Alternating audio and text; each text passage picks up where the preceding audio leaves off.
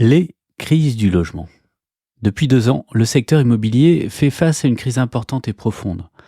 Pour certains, cette crise serait principalement liée à l'augmentation des taux d'intérêt. Mais est-ce vraiment l'unique raison de cette crise complexe? Mieux comprendre cette crise est nécessaire, car le logement est un sujet politique et social essentiel qui nous concerne tous et toutes. Pour nous aider à comprendre les problématiques auxquelles se heurte le secteur du logement, je rencontre aujourd'hui Catherine Sabat, déléguée générale d'Idéal, l'Institut des hautes études pour l'action dans le logement. Nous abordons dans cet épisode les différentes raisons de cette crise qui prend racine il y a une vingtaine d'années avec une hausse importante des prix. Nous expliquons le fonctionnement de la chaîne d'acteurs du secteur du logement social et nous discutons des pistes d'action possibles. Je suis Sylvain Grisot, urbaniste fondateur de Dixit.net. Bienvenue sur notre podcast qui donne la parole à celles et ceux qui font la ville. Abonnez-vous à notre newsletter et retrouvez toutes nos publications sur Dixit.net. Et bonne écoute. Une ville en pleine expansion. Les transitions à mener s'accumulent. L'énergie, l'agriculture, les mobilités. Monsieur l'administrateur délégué, vous êtes chargé de l'attribution et de la répartition des logements. Comment la situation se présente-t-elle ? C'est une contribution au débat sur l'artificialisation des sols et les questions d'étalement urbain.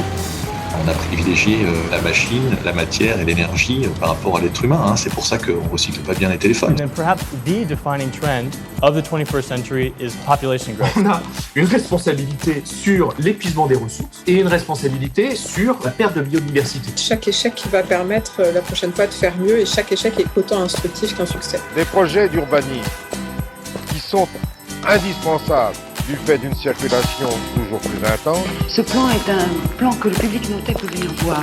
Il s'agit du plan de sauvegarde demain. Si on est une grande part du problème, on est forcément une grande part de la solution. On va peut-être couler moins de béton et miser plus sur l'intelligence et finalement changer de matière grise.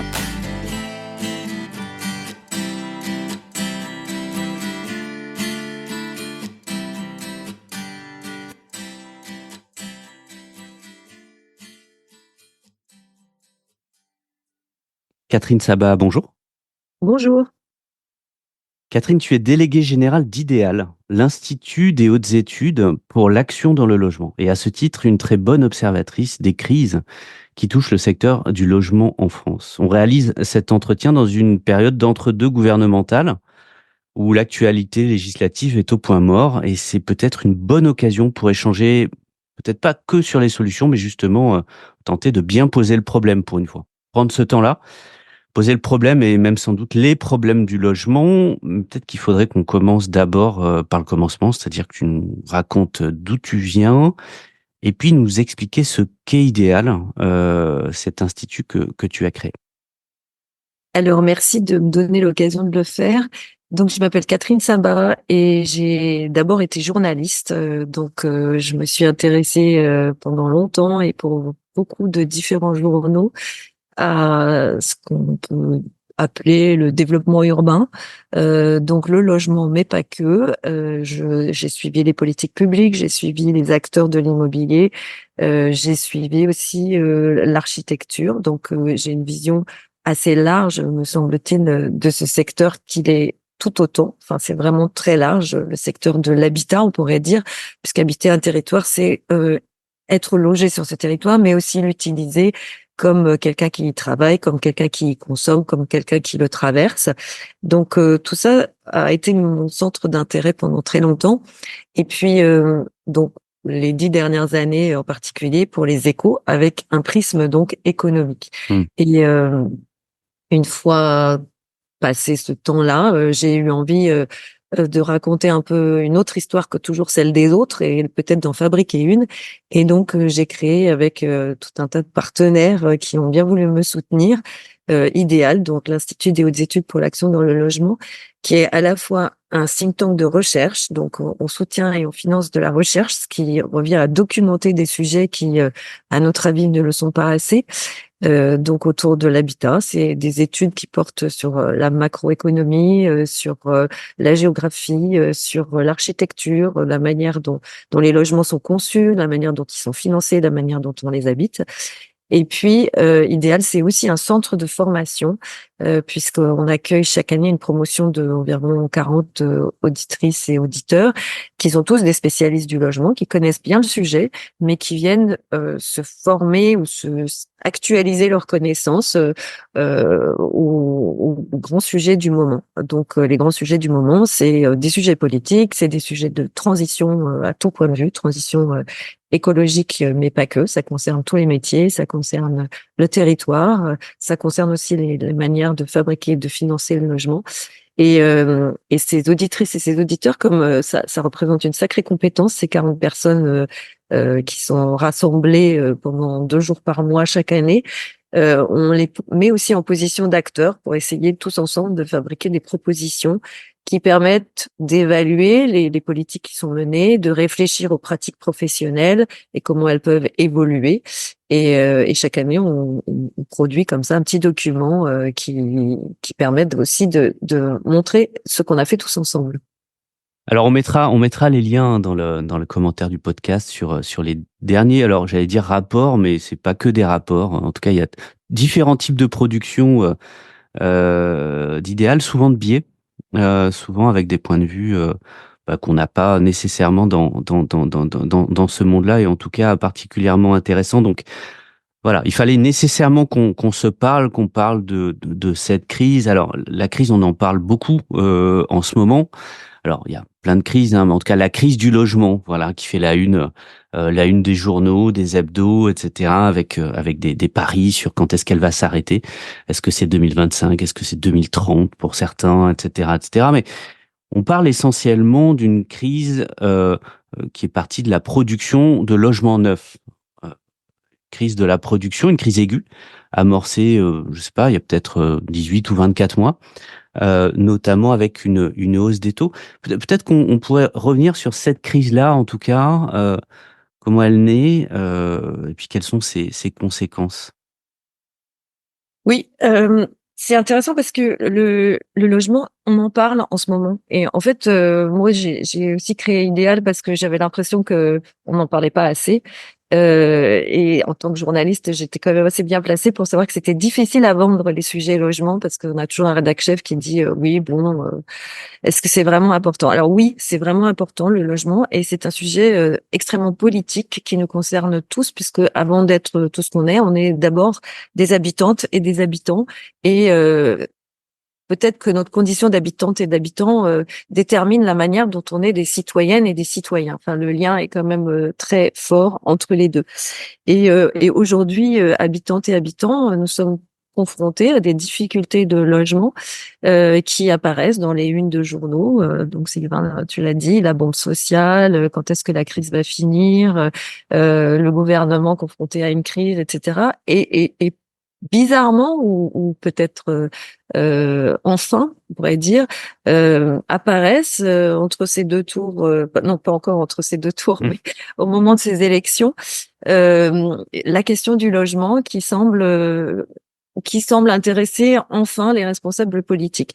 Alors pourquoi? Parce qu'on vit une crise extrêmement profonde et extrêmement aiguë qui commence à avoir des conséquences très fortes sur les entreprises avec des plans sociaux chez les promoteurs, qui commence à avoir des conséquences chez les artisans, qui a des conséquences vraiment très fortes sur le marché avec une baisse des ventes de logements neufs et une baisse de la production de logements neufs qui, on le verra, en développant tout un tas de conséquences en cascade vers les autres secteurs du logement, parce que le secteur du logement, c'est une chaîne, et quand il y a un maillon qui fonctionne pas bien, tout le reste est grippé aussi.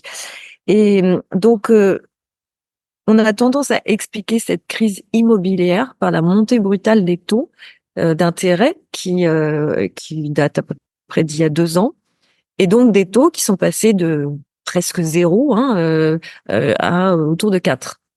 Alors, est-ce que 4% en taux d'intérêt pour un prêt immobilier, c'est élevé? Non, pas tellement. Et si on a fait un achat immobilier dans les 15, 20 ans qui sont passés, on sait très bien que ce taux-là n'était pas fondamentalement haut. Simplement, ces taux qui ont monté brutalement sont venus heurter des prix qui étaient très élevés. Des prix vraiment qui ont monté sans interruption depuis les années 2000. Et depuis ce qui s'appelle la sortie du tunnel de Frigide, alors c'est un tout petit peu technique, mais en fait c'est pas très compliqué. Le tunnel de Frigide, du nom d'un économiste qui travaille dans les services de l'État et qui a fait des séries longues pour montrer l'évolution des prix du logement. Ce tunnel, c'était une sorte de parallèle entre les prix des logements, les loyers et les revenus des ménages. Et on avait comme ça une évolution assez constante et parallèle de ces différents postes. Et puis, à partir des années 2000, eh bien, les deux courbes s'éloignent de manière très forte et les prix du logement et les prix des terrains montent de manière extrêmement forte et régulière, alors que les revenus, eux, stagnent ou montent beaucoup moins vite. Donc, Ça c'est extrêmement important. Enfin, peut-être qu'on le pointe, qu'on pointe ces deux choses-là. C'est-à-dire que le premier, c'est qu'on a bien un phénomène qui a une vingtaine d'années, 15-20 ans, qui est cette explosion du prix de l'immobilier, qui est pas du tout parallèle, à une augmentation des revenus. Et le deuxième, c'est que tout ça a été relativement masqué par une baisse des taux, une baisse extrêmement importante, et c'est sans doute plutôt ça l'anomalie, non pas la hausse des taux récentes, même si elle est brutale, mais elle nous fait pas arriver à un niveau extrêmement élevé. On est plutôt dans la moyenne des 30 dernières années. Mais les taux bas ont masqué finalement cette inflation du prix du logement. alors, les taux bas et avant les taux bas, l'allongement de la durée des emprunts. C'est-à-dire que pour répondre à la hausse des prix, les banquiers ont dit, on va essayer, banquiers poussés par l'État d'ailleurs, ont dit, c'est pas grave, on va passer de 15 ans à 20 ans pour étaler les mensualités des ménages qui empruntent et du coup, le coût justement semblera moins douloureux. Donc, d'abord, allongement de la durée d'emprunt, ensuite baisse des taux. Finalement, les ménages ont même gagné en pouvoir d'achat à cette époque-là, alors que les prix continuaient de monter de manière assez forte. Et puis, arrive la hausse des taux, et là, ça coince. Et donc, résultat immédiat, les ménages n'achètent plus de logements neufs, donc ne vendent plus leur logement ancien pour acheter du logement neuf, n'achètent plus non plus de logements qui pourraient mettre en location. Et donc, on a à la fois une diminution des transactions des propriétaires occupants et à la fois une diminution des transactions des bailleurs. Alors ça s'explique aussi d'une autre manière. Il y a eu pendant des années un système d'encouragement aux bailleurs privés pour qu'ils achètent des logements et les mettent en location en échange d'une baisse d'impôts. Donc le système qu'on appelle la défiscalisation avec tout un tas de dispositifs qui ont tous porté le nom des ministres qui les ont mis en place, le dernier étant le Pinel, qui s'éteint à la fin de l'année. Mais en général, les effets de l'extinction de ces dispositifs se font sentir un peu avant, parce que soit il y a un petit effet d'aubaine en disant ouh là là, il faut absolument le faire, soit et là c'est ce qui se passe, malgré le fait que ça va s'éteindre, les prix sont trop élevés et donc il n'y a pas d'effet d'aubaine.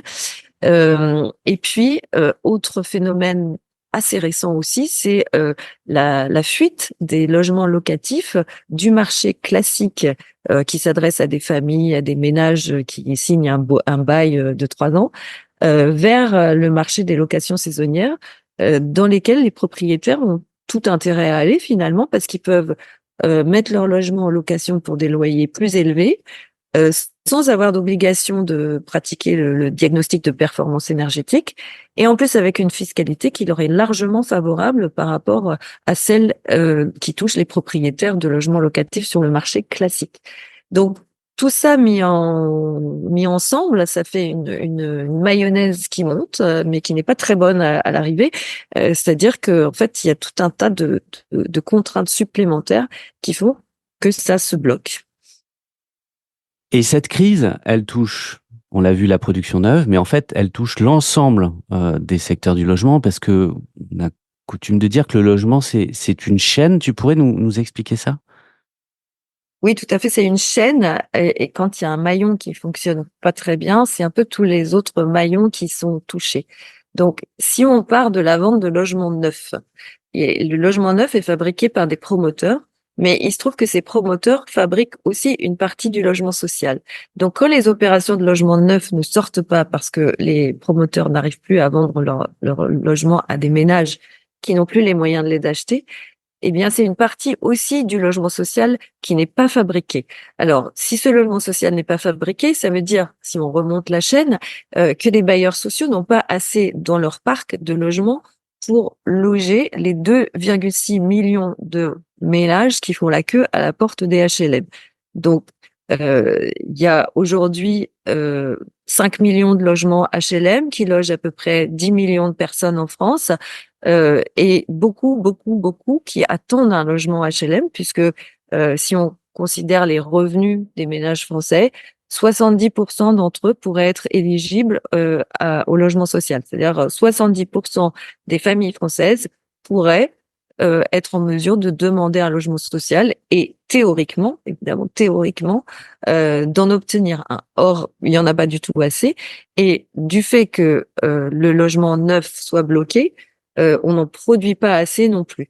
Donc, qu'est-ce que ça produit comme problème supplémentaire, c'est que le parcours résidentiel ne se fait plus. On avait tendance à expliquer que le parcours résidentiel, c'était quand on est jeune, on rentre dans un logement social parce qu'il y en a assez pour tout le monde. On paye un petit loyer. On sort de ce logement social pour aller dans le logement locatif privé. La famille s'agrandit, la situation s'améliore. On a de quoi s'acheter une résidence principale, meilleure ascendance sociale, etc. On passe à une résidence principale un peu plus grande, éventuellement une résidence secondaire, éventuellement un investissement locatif. Ça, c'était le parcours idéal, si on peut dire, dans les années de croissance. Aujourd'hui, ce parcours ne fonctionne plus du tout. Il est pas ascendant, mais il est stable et parfois descendant pour certains ménages, ce qui fait que on peut être propriétaire et être obligé de redevenir locataire du parc social. Et en fait, il y a comme ça des situations extrêmement variées auxquelles le marché, le secteur ne parvient plus à répondre aujourd'hui. Mais c'est pas qu'un parcours résidentiel, en fait. Ce que tu viens d'expliquer, c'est un peu le contrat social. C'est un peu un des fondements aussi du vivre ensemble. C'est-à-dire qu'à un moment, une forme de partage de la valeur, un progrès de génération en génération. Au milieu, moi, je rajoute le fait que l'acquisition se fait aussi souvent dans cette chaîne traditionnelle dans la périphérie, hein, par une construction neuve avec une mise à distance de la métropole régionale ou de la ville moyenne, etc., etc. Enfin, on est sur sur une forme, oui, de contrat social, sans doute tacite, hein, mais en tout cas un mode de vie, un parcours normal, avec aujourd'hui des ruptures, finalement des parcours qui sont empêchés par un blocage généralisé des marchés du logement, en fait. Alors, l'abbé Pierre, hein, j'aime bien cette phrase de l'abbé Pierre qui dit gouverner, c'est loger son peuple. Et ce que je trouve important, c'est évidemment que chacun ait un toit, mais aussi que chacun ait le choix de son toit. Et aujourd'hui, une autre facette du problème, c'est que ce choix-là n'existe plus. Il n'existe plus de manière géographique et il n'existe plus de manière économique. Donc finalement, on subit un peu le marché du logement et on se loge où on peut, comme on peut. Ce qui est quand même assez problématique parce que ça veut dire que géographiquement, ça peut créer des situations très compliquées avec des trajets domicile-travail qui sont très loin, très lointains, très longs. On a vu ce que ça pouvait donner parce que je pense que la crise des Gilets jaunes peut tout à fait s'interpréter comme une crise du logement. On a menacé d'augmenter une taxe sur le carburant, hein, sur la voiture, qui est justement le moyen de locomotion qui permet de se déplacer depuis chez soi jusqu'à son travail ou jusqu'à un endroit où on peut faire autre chose qu'habiter, où on peut consommer, où on emmène ses enfants à la piscine, à la bibliothèque, etc. Donc c'est bien de ça qu'on parle, d'habiter. Donc, d'habiter, c'est ce que je disais au début, c'est-à-dire être logé, mais aussi vivre un territoire. Donc, il y a cette question de choix géographique, il y a cette question de choix économique. Est-ce qu'on a les moyens d'habiter là où on voudrait, ou est-ce que ça veut dire se serrer la ceinture? Je rappelle que le budget logement est quand même le budget le plus important des ménages et que souvent il dépasse 30%, sans compter en plus l'énergie, la voiture, etc. Donc, ça veut dire que habiter, c'est se priver d'autre chose. C'est pour beaucoup parfois se priver de chauffage, c'est beaucoup se priver de travaux. Enfin, voilà. Donc, c'est vraiment une situation qui devient explosive. Je pense que c'est pour ça qu'on parle de bombe sociale, malgré le fait qu'il n'y ait pas beaucoup de manifestations, ni de locataires, ni de propriétaires en France. En France, je précise, parce que dans d'autres pays, c'est déjà arrivé. Mais en tout cas, il y a une sorte de crise larvée qui fait que les citoyens et les citoyennes ne vivent pas bien. Et j'ai aussi l'habitude de dire que le logement, c'est la plus petite cellule de l'organisme de notre société. Et quand on parle de contrat social, c'est bien ça. C'est-à-dire que cette petite cellule, quand elle est malade, elle a tendance à contaminer le reste. C'est-à-dire que du logement où on vit pas très bien, ben on passe à ses voisins avec qui on s'entend pas très bien, au quartier dans lequel on peut ne pas se sentir bien non plus parce qu'on peut pas profiter de tout ce qui est offert ou parce que rien n'y est offert. On passe à l'échelle de la ville, du territoire et de la société tout entière. Oui, un vrai sujet politique, ou en tout cas, il serait temps qu'il le devienne.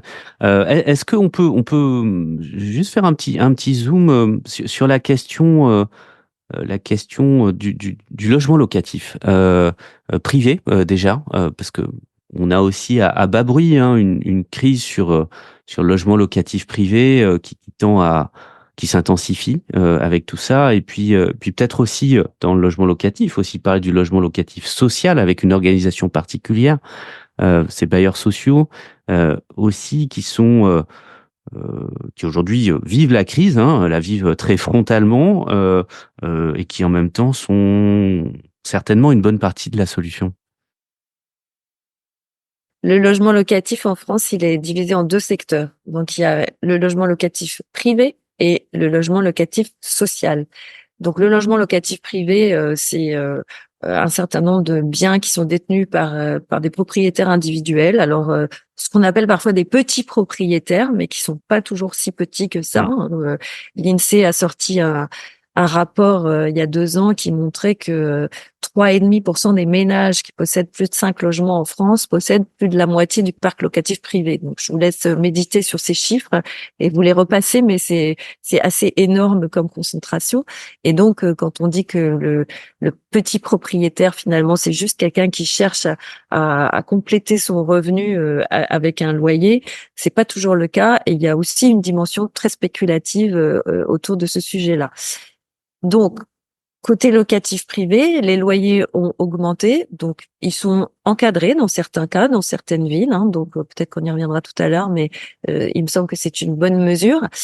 Et puis, on a aussi un parc locatif social qui représente à peu près 5 millions de logements et qui loge à peu près 10 millions de personnes avec des loyers qui sont plafonnés et ce secteur s'adresse à des ménages dont les revenus sont aussi plafonnés, mais finalement qui représentent énormément de gens puisque 70% des ménages en France pourraient y avoir droit.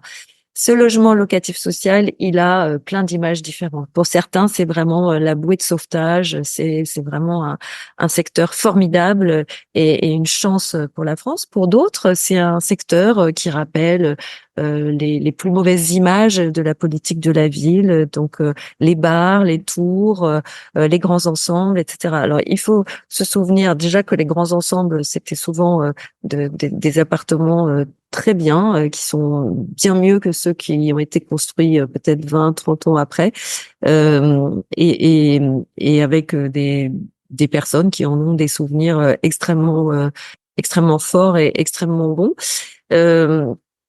Et aujourd'hui, il faut aussi avoir en tête que le logement social, il est fabriqué exactement aux mêmes endroits que le logement privé, à la fois le logement en accession et le logement locatif privé, dans des opérations mixtes qui, grâce à la loi SRU, finalement, ont déstigmatisé le logement social dans le cas où il l'était, et ont construit du logement social dans tous les quartiers de toutes les villes.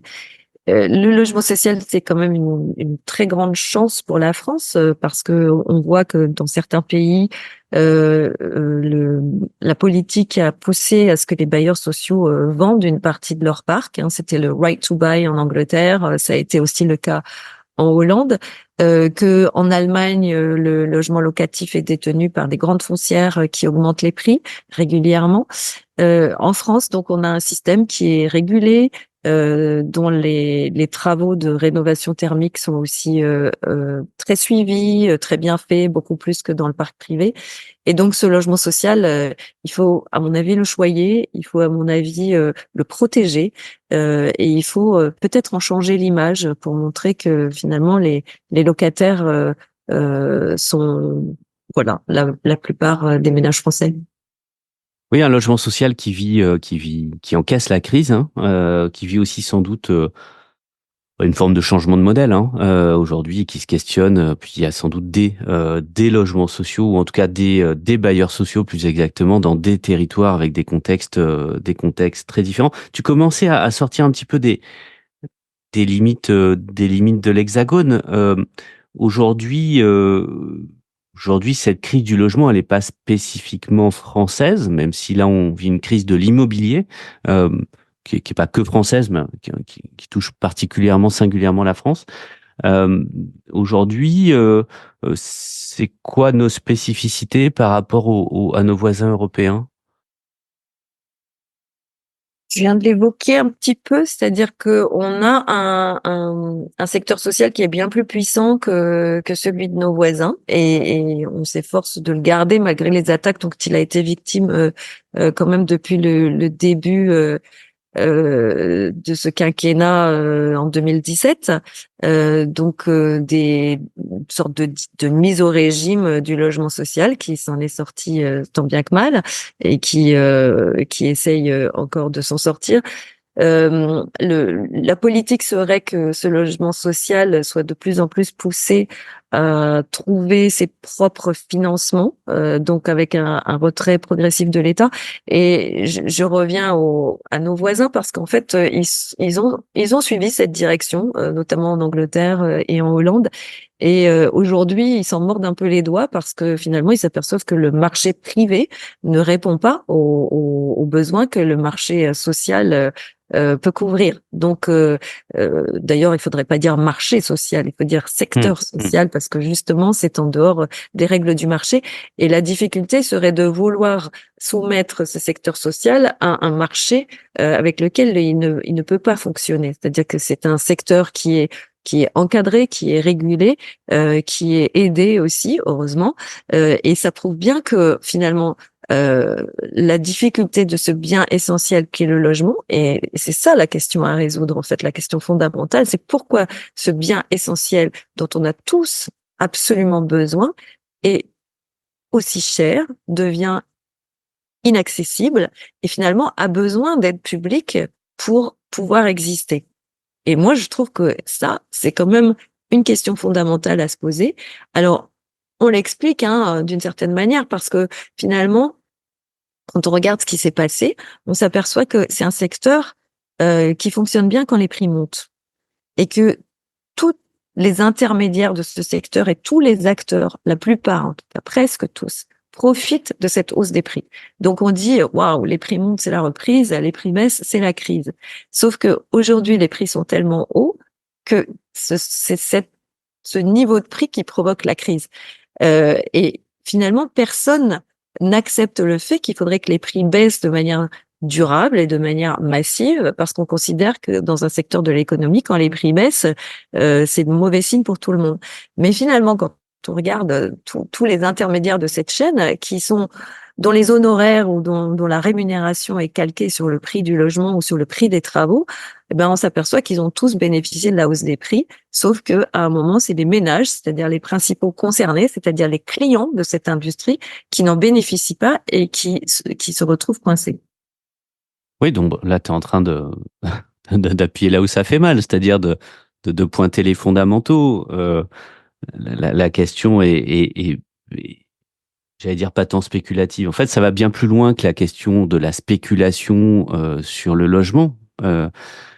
C'est rien que le fait, ça questionne le fait que ce soit un bien traité sur un marché finalement comme un bien comme les autres. Non. Alors qu'on est en train de parler d'une ressource limitée en soi, parce que très rapidement on vient se coincer, on vient cogner finalement à la question foncière dans les territoires attractifs, là où il y a les besoins de logement. Et le foncier, il est illimité, non renouvelable par essence, et qu'on a donc laissé gérer par le marché un bien aussi essentiel que le toit qui nous abrite. Alors certains s'en sortent bien, tout le monde s'en sort à peu près bien quand le vent est favorable, mais dès qu'on a un vent contraire, tout ça s'effondre, notamment parce qu'on a atteint des sommets en fait. On est allé trop loin sur ces niveaux de prix, sur ces niveaux spéculatifs. C'est le début, c'est finalement le début de la solution ou le début du commencement de la solution. Cette question-là, c'est-à-dire poser la question plus fondamentale de 1, la spéculation, 2, le fait même que le logement ne soit piloté finalement que par les règles du marché. C'est déjà une analyse assez fondamentale que commencent à faire un certain nombre d'acteurs aujourd'hui. Il me semble que le fameux CNR, qui a produit pas mal de choses, notamment pas mal d'espoirs, qui ont été rapidement douchés, auxquels tu as très largement participé, me semble commencer à finalement faire consensus sur cette question-là, sur la nécessité de sortir d'une vision uniquement guidée par le marché. La question de la spéculation, c'est une question qui fait mal, mais c'est la question qu'il faut poser. C'est-à-dire que je ne dis pas que nous sommes tous des spéculateurs, mais je pense que le marché est spéculatif. Et finalement, chaque propriétaire qui achète un logement ne peut sérieusement envisager de le revendre moins cher. Et donc, il attache peut-être plus d'importance aux revenus que cet habitat pourrait lui apporter, plutôt qu'à l'usage qu'il pourrait en faire. C'est un peu caricatural de dire ça, mais néanmoins, c'est vrai quand on fait de l'investissement locatif. On imagine que cet investissement va nous rapporter quelque chose et puis on se fiche pas mal de qui va habiter dedans. C'est un peu ce qui a provoqué la mauvaise qualité de construction et la mauvaise répartition des logements sur le territoire avec tous les dispositifs de défiscalisation dont je parlais au début. Donc, si on parle de plus-value, c'est un sujet qui fâche parce que évidemment, on touche immédiatement ce que beaucoup considèrent comme une atteinte au droit de propriété. Est-ce que c'est une atteinte au droit de propriété de dire il faut en réguler le prix? On n'empêche pas la propriété, on essaye juste de la rendre un peu plus accessible à plus de personnes. Donc effectivement, on avait dans le Conseil national de la refondation version logement, proposer un certain nombre de dispositifs qui n'ont eu aucun effet sur le moment. Quand tu dis on, excuse-moi, c'est pas un groupe de trotskistes qui sont venus faire la révolution de gauche, hein.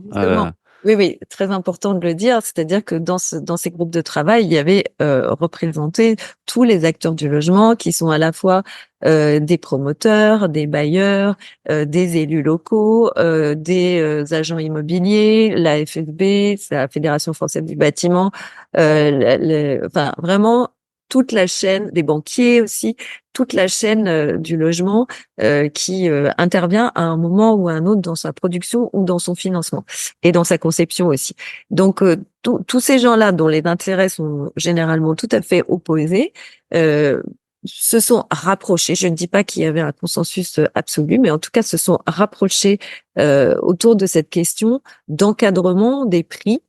Et alors, après, il faut préciser des prix de quoi? Des prix du foncier. Ça, c'est à peu près acté par tout le monde. C'est-à-dire que se dire que le foncier, c'est un bien commun, ou sans aller jusque-là, hein, mais c'est un bien rare en tout cas, et qui va le devenir encore plus avec la loi sur la zéro artificialisation nette qui limite l'extension urbaine, ce foncier, il va peut-être falloir en gérer un peu plus les variations de prix. Alors, feu la loi Kasbarian sur le logement, qu'on ne va pas regretter, et j'assume tout à fait de le dire, avait quand même une disposition qui pouvait être intéressante, qui était la possibilité d'étendre le droit de préemption urbain sur des territoires plus petits et de manière plus facile que ça l'est déjà aujourd'hui. Donc là, ça supposait que des collectivités puissent acquérir du terrain pour ensuite en maîtriser le prix. Bon, ça pose des tas d'autres questions, notamment sur les moyens des collectivités pour acquérir ce terrain. Mais en tout cas, il y avait un pas qui était fait autour de ça. Maintenant, si on va un peu plus loin que la plus-value sur les terrains à bâtir, on peut aussi s'interroger sur l'évolution des prix et à quoi elle est due. Et en fait, on se rend compte que souvent, l'augmentation des prix, l'augmentation d'un marché, elle est due à l'amélioration d'un cadre de vie ou d'un cadre de ville qui est lié à, par exemple, la construction d'une gare, par exemple, un transport en commun, par exemple, un parc, c'est-à-dire des investissements de la collectivité. Et se dire que finalement, reverser une partie de cette plus-value, alors dans les limites qui sont là fixées, sans que ce soit confiscatoire, sans que ça empêche un propriétaire de revendre pour s'acheter plus grand, etc., etc. L'idée de reverser une partie de cette plus-value à ceux qui l'ont permise ne paraît pas non plus complètement extraordinaire et ne paraît pas non plus impossible à comprendre de la part des ménages qui sont propriétaires. Donc, en tout cas, la question, elle commence à percoler un peu partout, et moi, je trouve que c'est un gros progrès. Elle se manifeste d'une manière beaucoup plus concrète dans ce qu'on appelle le BRS, c'est-à-dire le bail réel solidaire, qui est une manière de devenir propriétaire qui sépare le sol du bâti. Alors, on dit, voilà, on achète la maison et on n'achète pas le terrain, pour être clair. En fait, c'est une histoire de droits immobiliers réels qui sont partagés entre un organisme à but non lucratif et un ménage qui est choisi aussi en fonction de ses ressources. Et ce qui est intéressant là-dedans, c'est que l'organisme à but non lucratif qui porte le terrain ne va pas le revendre et va le porter pendant au moins 80 ans, c'est-à-dire la durée du prêt de la Caisse des dépôts qui lui permet de l'acheter. Et le propriétaire de l'appartement ou de la maison qui est construit dessus pourra revendre son bien, mais avec une plus-value qui sera vraiment juste actualisée de l'inflation, pourra léguer son bien à des héritiers, mais à des héritiers qui seront également sous condition de ressources, et sinon pourra revendre son bien à l'organisme de foncier solidaire qui garantit son rachat. Donc en fait, ce système-là, il sort durablement le logement et le terrain du système spéculatif. Alors aujourd'hui, il y a très peu de logements qui sont construits de cette manière-là. Il y en a à peu près un peu plus de 1000 parce que c'est un système récent. Il y en a 20 ou 30 000 qui sont dans les tuyaux et qui devraient être construits dans les années qui viennent. Et soit ce système va être assez puissant pour peser sur les prix environnants, soit ce système va créer un troisième secteur entre le secteur social et le marché privé. Et ce sera un secteur dans lequel on pourra peut-être changer de logement. On achète un BRS, on le revend, on en achète un autre. On pourrait lui changer de nom parce qu'acheter un BRS, ça veut pas dire grand-chose. Et on pourra organiser son parcours résidentiel dans ce secteur-là de manière non spéculative. Et finalement, on rejoint un peu un système que les Suisses ou les Allemands pratiquent beaucoup, celui des coopératives d'habitants, qui sont des systèmes dans lesquels la spéculation disparaît complètement. Donc c'est un bon exemple, hein, à un moment où on acte le fait que ce logement, ou en tout cas ces logements-là, c'est-à-dire des logements abordables en accession, c'est pas des pains au chocolat ou des pneus de voiture, c'est pas des biens banals, c'est des biens particuliers. Ça nécessite d'être traité avec attention, traité différemment, avec un organisme qui veille au grain, l'Office foncier solidaire, sur le long terme, hein, et qui garantit sur le long terme l'abordabilité de ces logements-là. notamment avec voilà, des clauses anti-spéculatives, finalement, des mécanismes qui font que on a une forme de régulation du marché. Sans doute faut-il qu'on partage ça, plus collectivement, donc plus politiquement aussi, le fait que le logement, c'est pas un bien comme un autre et donc il nécessite d'être bien traité et d'être traité différemment, d'assumer aussi plus de régulation du marché, tu l'as abordé, prix des logements, des loyers, mais aussi prix du foncier. Oui, il y a quelque chose que j'ai oublié de dire, c'est l'encadrement des loyers, bien sûr. Bien sûr. C'est une mesure qui existe depuis la loi Allure, qui a eu beaucoup de mal à être mise en place, parce qu'elle a été beaucoup attaquée.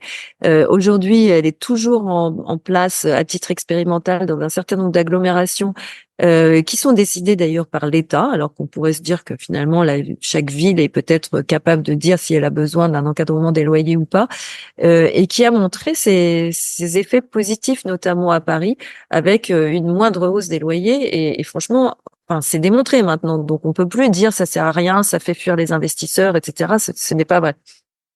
Non, beaucoup d'a priori là qui sont en train de tomber face à l'ampleur de la crise sur les questions voilà, de maîtrise des prix, mais aussi de taxation des plus-values. On sent bien que c'est aujourd'hui des sujets dont on peut commencer à parler et que les choses avancent. Alors à quel rythme ça c'est le politique qui nous permettra ou pas d'accélérer. On a vu que c'était déterminant ces derniers mois et ces dernières années.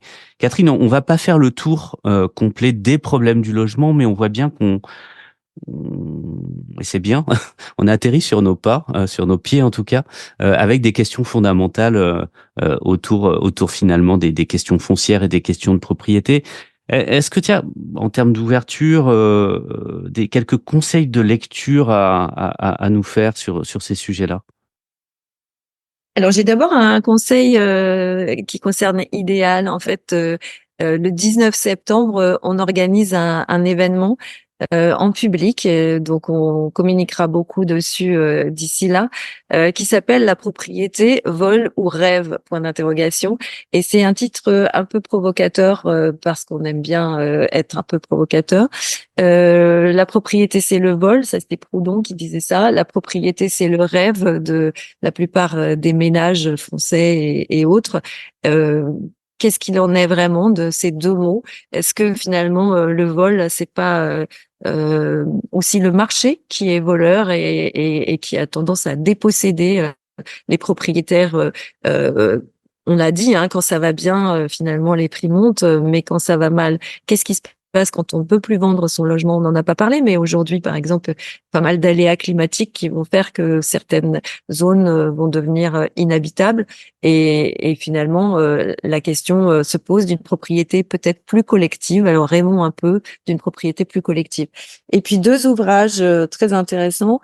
Un récit de Ted Conover aux éditions du Sous-sol qui porte très très bien leur nom pour ce titre. C'est là où la terre ne vaut rien. Donc c'est un récit dans l'Amérique des grands espaces et des gens qui habitent dans des mobil-homes ou qui habitent dans des espaces très précaires. Qu'est-ce que c'est que la terre dans ces endroits-là?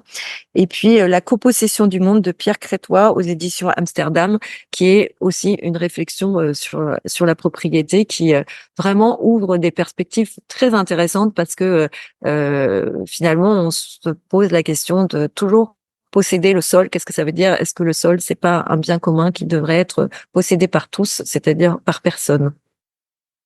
Catherine Je vous Sabat, rappelle merci. juste Pardon. la formation idéale dans laquelle il reste des places. Cette année, le sujet, c'est le logement, un sujet privé ou une affaire publique. Donc, comme je disais au début, qui s'adresse à des spécialistes du logement qui sont intéressés par ce sujet passionnant. On mettra tous les liens dans les commentaires du podcast et puis l'actualité aussi derrière puisque ça suit. Au-delà du mois de septembre, on aura aussi d'autres événements derrière qui seront proposés par Idéal. Catherine Sabat, merci beaucoup pour cet échange. On retrouvera donc tous ces liens en commentaire et puis le lien vers le site d'Idéal et puis des ressources pour aller plus loin. À bientôt. Je pense qu'on n'a pas fini de parler de ce sujet-là. Merci beaucoup. À bientôt.